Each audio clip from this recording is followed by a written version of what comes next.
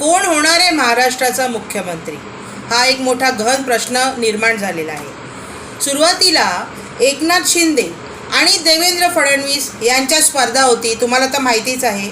एकनाथ शिंदेनी माघार घेतली आणि देवेंद्र फडणवीस मुख्यमंत्री होतील असं सर्वांना वाटलं, पण आता ऐकावं तर नवलच आहे, कारण भाजपाच्या केंद्रीय नेत्यांनी एकनाथ शिंदेनी माघार घेऊन सुद्धा देवेंद्र फडणवीस यांना मुख्यमंत्रीपद देण्याचं जाहीर केलेलं नाही अजूनही। आज अशी बातमी आली की देवेंद्र फडणवीस यांच्या नावासोबत अन्य नेत्यांच्या नावावर सुद्धा चर्चा सुरू झालेली आहे। मराठा आंदोलन सुरू झालं तर ते हाताळण्यासाठी मराठा मुख्यमंत्री करण्याचा भाजपाचा विचार आहे। त्यात चंद्रकांतदादा पाटील आणि आशिष शेलार यांचं नावही आघाडीवर आहे, परंतु देवेंद्र फडणवीस मुख्यमंत्रीपदापासून माघार घेतील असं मला तरी वाटत नाही आहे। देवेंद्र फडणवीस यांना मुख्यमंत्री पदाच्या बदल्यात किंवा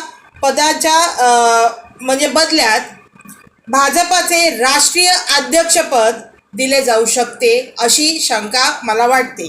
काय होईल ते 2-3 दिवसात आपल्याला कळेलच। तुम्हाला काय वाटतंय? तुमचंही मत काही ना काही तर बनलंच असेल। तुम्ही जर परिस्थिती हाताळत असाल तर तुमच्याही डोक्यात काही ना काहीतरी शिजलंच असेल, तर मला ते कमेंट्सद्वारे सांगा, मी ते वाचीन आणि मग त्यावर मी देखील विचार करेन।